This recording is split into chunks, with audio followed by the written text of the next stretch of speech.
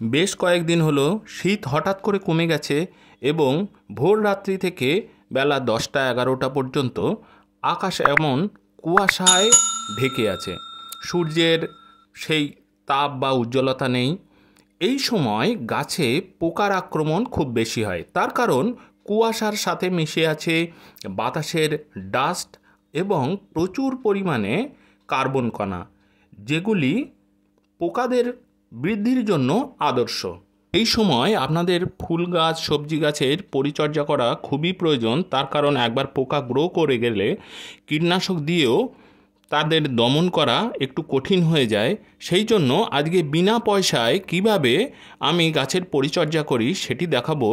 আপনি এরকম ছোট বোতলে বা আপনার ঝাড়িতে জল নিয়ে ভালো করে, যখন কুয়াশা কেটে যাবে, রৌদ্র উঠবে, সেই সময় ঝাড়ি দিয়ে ভালো করে প্রতিটি গাছ জল দিয়ে ধুয়ে দেবেন। আপনার যদি স্প্রেয়ার থাকে তাহলে স্প্রেয়ার দিয়েও পরিষ্কার স্বচ্ছ জল দিয়ে ভালো করে এইভাবে প্রত্যেকটি পাতা ধুয়ে দিন। দেখবেন পোকার আক্রমণ খুবই কম থাকবে।